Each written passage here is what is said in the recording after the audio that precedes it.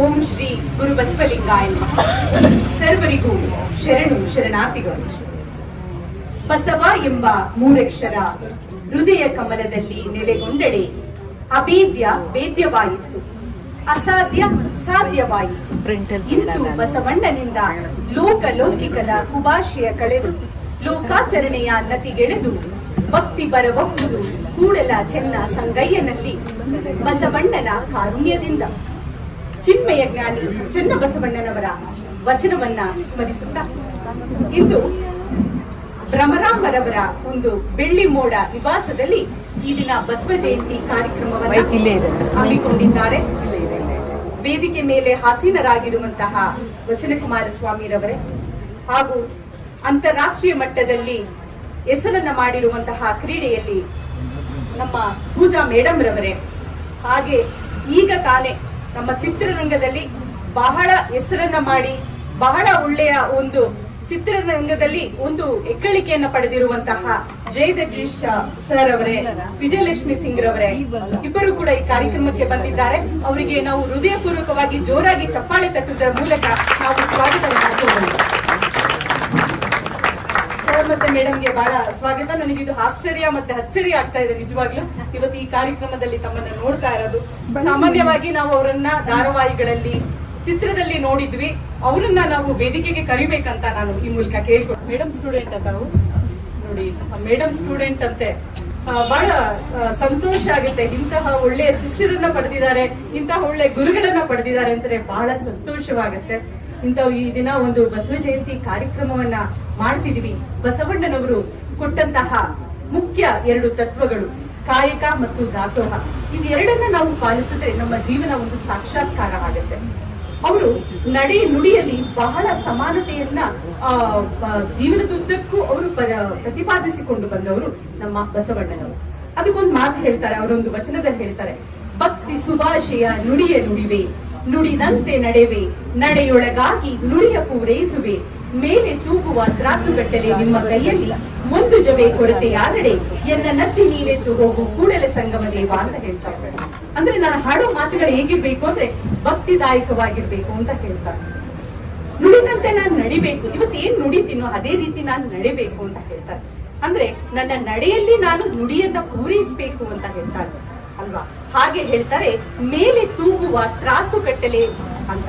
ಅಂದ್ರೆ ಒಂದು ತೂಕ, ಅಲ್ಲಿ ಒಂದು ತಕ್ಕಡಿ ಬಟ್ಟನ್ನ ಇಟ್ಕೊಂಡು ಏನಾದ್ರೂ ತೂಕವನ್ನ ಮಾಡಿದ್ರೆ ಪರಮಾತ್ಮ, ನನ್ನ ನಡೆ ಮತ್ತೆ ನುಡಿ 2 ಸಮಾನವಾಗಿರಬೇಕು. ಅದರಲ್ಲಿ ಒಂದು ಸ್ವಲ್ಪ ಆದ್ರೂ ಡಿಫ್ರೆನ್ಸ್ ಆದ್ರೆ, ವ್ಯತ್ಯಾಸವಾದ್ರೆ, ಅಂದ್ರೆ ಇಲ್ಲಿ ಒಂದು ಜವೆ ಅಂತ ಕರೀತಾರೆ.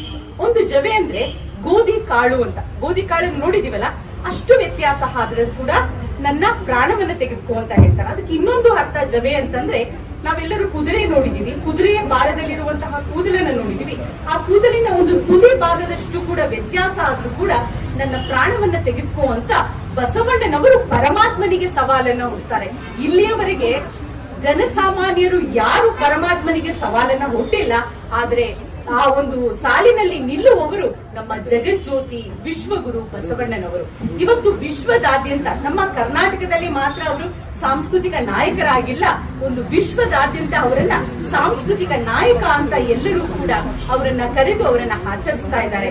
ಹಾಗೆ ತಾನೇ ಈಗ ತಾನೇ ನಮ್ಮ ಮನೆಯವರು ಹೇಳಿದ್ರು, ನಾವೊಂದು BSNA ಅಂದ್ರೆ ನಾರ್ತ್ ಅಮೆರಿಕಾ BSNA ಅವರು ಮತ್ತೆ ನಮ್ಮ ಬೆಂಗಳೂರಿನ ಬಸವ ಸಮಿತಿಯವರು ಇಬ್ಬರು ಕೂಡ ಒಂದು ಅಂತಾರಾಷ್ಟ್ರೀಯ ಮಟ್ಟದಲ್ಲಿ ಬಸವ ಜಯಂತಿಯನ್ನು ಆಚರಣೆ ಮಾಡ್ಕೊಂಡು ಬಂದಿದ್ದಾರೆ. ಈಗಾಗಲೇ ಒಂದು 4-5 ವರ್ಷದಿಂದ ಈ ಒಂದು ಆಚರಣೆ ನಡೀತಾ ಇದೆ. ಅದರಲ್ಲಿ ನಾವು ಪ್ರಪ್ರಥಮವಾಗಿ ನಮ್ಮ ಭಾರತವನ್ನ ನಾವು ರೆಪ್ರೆಸೆಂಟ್ ಮಾಡಿದ್ವಿ. The Pioneer of the Hera Basavanna ಅನ್ನುವ ಒಂದು ಡಾಕ್ಯುಮೆಂಟರಿಯನ್ನ ನಾನು ಮತ್ತು ನಮ್ಮ ಮನೆಯವರಿಬ್ರು ಅದನ್ನ ಕೊಟ್ಟು ನಮ್ಮ ಭಾರತವನ್ನ ನಾವು ರೆಪ್ರೆಸೆಂಟ್ ಮಾಡಿದ್ವಿ ಅಂತ ಹೇಳೋದಕ್ಕೆ ಬಹಳ ಸಂತೋಷ ಆಗುತ್ತೆ. ಹಾಗೆ ಈ 3ನೇ ತಾರೀಕು ಕರ್ನಾಟಕದ ಒಂದು ಬಸವಣ್ಣನವರು ಸಾಂಸ್ಕೃತಿಕ ನಾಯಕ ಅನ್ನೋ ಒಂದು ಥೀಮ್ ಅನ್ನ ಈ ವರ್ಷದಲ್ಲಿ ಅವರು ಬಸವ ಜಯಂತಿ ಆಚರಣೆಗೆ ಆ ಥೀಮ್ ಅನ್ನ ಇಟ್ಕೊಂಡು ಮಾಡಿದ್ದಾರೆ. ಅದಕ್ಕೂ ಕೂಡ ನಾವೊಂದು ರೆಕಾರ್ಡಿಂಗ್ ಅನ್ನ ಕಳಿಸ್ಕೊಟ್ಟಿದೀವಿ. ಹೀಗೆ ನಮ್ಮ ದೇಶದಲ್ಲಿ, ನಮ್ಮ ಕರ್ನಾಟಕ ರಾಜ್ಯದಲ್ಲಿ ಮಾತ್ರವಲ್ಲ, ಭಾರತ ದೇಶದಲ್ಲಿ, ವಿಶ್ವದಲ್ಲೇ ನಮ್ಮ ಬಸವಣ್ಣನವರನ್ನ ಗುರುತಿಸ್ತಾ ಇರೋದು ಅಂದ್ರೆ ಅವರು ಕೊಟ್ಟಂತಹ ಒಂದು ಒಳ್ಳೆಯ ಸಿದ್ಧಾಂತ, ಒಂದು ಒಳ್ಳೆಯ ತತ್ವಗಳಿಂದ. ನೋಡಿ, ಯಾರೇ ಆದ್ರೂ ಆಗ್ಲಿ ತಮ್ಮ ಕಾಯಕವನ್ನ ಹೇಳ್ಕೊಳ್ಳೋಕೆ ಮುಜುಗರ ಪಡ್ತಾ ಇದ್ರು. 12ನೇ ಶತಮಾನದಲ್ಲಿ ನಾನು ಒಂದು ಮೋಳಿಗೆ ಮಾರಯ್ಯ ಮೋಳಿಗೆ ಮಾದೇವಿ ಅಂದ್ರೆ ಅವರು ಕಟ್ಟಿಗೆಯನ್ನ ಮಾರ್ತಿದ್ರು. ಆಯ್ದಕ್ಕಿ ಲಕ್ಕಮ್ಮ ಆಯ್ದಕ್ಕಿ ಮಾರಯ್ಯ ಅಂದ್ರೆ ಅವರು ಅಕ್ಕಿಯನ್ನ ಹಾಯ್ತಾ ಇದ್ರು. ಮಡಿವಾಳ ಮಾಚಿದೇವರು ಅಂದ್ರೆ ಬಟ್ಟೆಯನ್ನ ಮಡಿ ಮಾಡ್ತಿದ್ರು. ಮೊದಲು ಯಾರು ತಮ್ಮ ಕಾಯಕವನ್ನ ತುಂಬಾ ಪ್ರೌಡ್ ಆಗಿ ಹೇಳ್ಕೊಳ್ತಿರ್ಲಿಲ್ಲ, ನಾನು ಈ ಕಾಯಕದವನು ಅಂತ. ಆದ್ರೆ ಕಾಯಕಕ್ಕೆ ಬಹಳ ಮಹತ್ವವನ್ನ ಕೊಟ್ಟವರು ವಿಶ್ವಗುರು ಬಸವಣ್ಣನವರು. 12ನೇ ಶತಮಾನದಲ್ಲಿಯೇ ಆ ಕಾಯಕ ಜೀವಿಗಳನ್ನ ಬೆಳಕಿಗೆ ತಂದು ಅವರ ಹೆಸರಿನ ಮುಂದೆ ಆ ಕಾಯಕದ ಹೆಸರನ್ನ ಕೊಟ್ಟರು. ಮಾದಾರ ಚೆನ್ನಯ್ಯ ಆಗಿರ್ಬೋದು, ಮೋಳಿಗೆ ಮಾರಯ್ಯ ಆಗಿರ್ಬೋದು, ಹೀಗೆ ಅನೇಕ ಜನರು ಇದ್ದಾರೆ. ನಮ್ಗೆ ಡೋಹರ ಕಕ್ಕಯ್ಯ ಆಗಿರ್ಬೋದು, ನುಲಿಯ ಚಂದಯ್ಯನವರ ಆಗಿರ್ಬೋದು. ನೋಡಿ, ಅವರ ಕಾಯಕವನ್ನ ಬಹಳ ಗೌರವದಿಂದ ಹೇಳ್ಕೊಂಡ್ರು. ನಾವು ಈ ಕಾಯಕವನ್ನ ಮಾಡ್ತಿದೀವಿ ಅಂತ. ಅಂದ್ರೆ ಕಾಯಕ ಮತ್ತು ದಾಸೋಹ. ನೋಡಿ, ನಾವ್ ಎಲ್ಲರೂ ಒಂದೊಂದು ಕೆಲಸವನ್ನ ಮಾಡ್ತೀವಿ. ಕೆಲಸ ಮಾಡೋದು ಏನಕ್ಕೆ? ನಮ್ಮ ಬದುಕನ್ನ ಕಟ್ಟಿಕೊಳ್ಳೋದಕ್ಕೆ. ಪ್ರತಿಯೊಬ್ರು ಒಂದೊಂದು ರಂಗದಲ್ಲಿ ನಾವು ನಮ್ಮನ್ನ ಬಿಂಬಿಸ್ಕೊಂಡಿರ್ತೀವಿ. ನಾವು ಒಂದೊಂದು ಕೆಲಸವನ್ನ ಮಾಡ್ತಿರ್ತೀವಿ. ಕೆಲಸ ಅಂದ್ರೆ ಬದುಕನ್ನ ಕಟ್ಕೊಳ್ಳೋದಷ್ಟೇ. ಆದ್ರೆ ಕಾಯಕಕ್ಕೂ ಕೆಲಸಕ್ಕೂ ಬಹಳ ವ್ಯತ್ಯಾಸ ಇದೆ.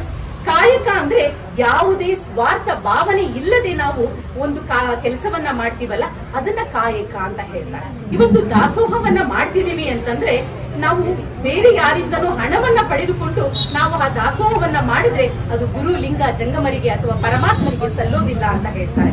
ಅದನ್ನ ನಾವು ಮಾಡ್ಬೇಕಾದ್ರೆ ಏನ್ ಮಾಡ್ಬೇಕು? ನಾವು ಶ್ರಮಿಸಿದಂತಹ, ನಾವು ಕಷ್ಟಪಟ್ಟು ದುಡಿದಂತಹ ಹಣದಿಂದ ದಾಸೋಹವನ್ನ ಮಾಡಿದ್ರೆ ಮಾತ್ರ ಆ ಕಾಯಕಕ್ಕೆ ಬೆಲೆ ಆಗುತ್ತೆ, ಪರಮಾತ್ಮನಿಗೆ ತಲುಪುತ್ತೆ ಅಂತ ಹೇಳ್ತಾರೆ. ಇವತ್ತು ನಮ್ಮ ಭ್ರಮರಾಂಬ ಮೇಡಮ್ ರವರು ಇವತ್ತು ಬಸವ ಜಯಂತಿ ಕಾರ್ಯಕ್ರಮದ ಜೊತೆಗೆ ದಾಸೋಹವನ್ನ ಕೂಡ ಅವರ ಸ್ನೇಹಿತರಿಗೆ, ಆ ಬಂಧು ಬಾಂಧವರಿಗೆ ಎಲ್ಲರಿಗೂ ಕೂಡ ಏರ್ಪಡಿಸಿದ್ದಾರೆ.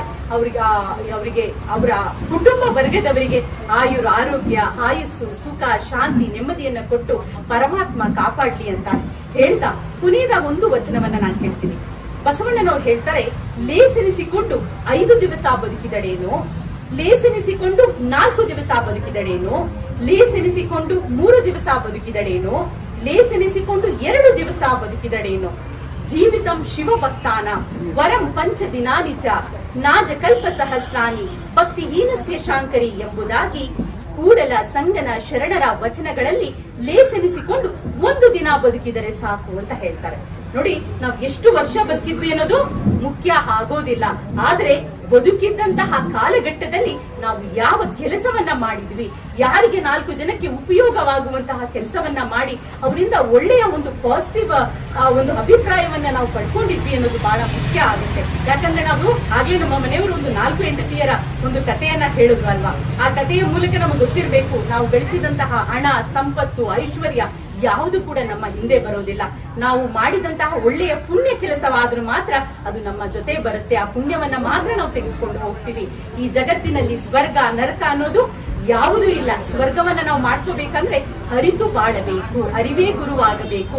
ನಾವು ಇದ್ದಂತಹ ಸ್ಥಳದಲ್ಲಿ ಎಲ್ಲರನ್ನು ಹೊಂದಾಣಿಕೆ ಮಾಡಿಕೊಂಡು, ಎಲ್ಲರನ್ನು ಪ್ರೀತಿ ಭಾವದಿಂದ ನಾವು ಅವರನ್ನ ಸವಿ ಮಾತಿನಿಂದ, ಒಳ್ಳೆಯ ದೃಷ್ಟಿಯಲ್ಲಿ ನಾವು ಅವರನ್ನ, ಒಳ್ಳೆಯ ಭಾವದಲ್ಲಿ ಅವರನ್ನ ನಾವು ಕಾಣುತ್ತಾ ಹೋದ್ರೆ ಏನಾಗುತ್ತೆ?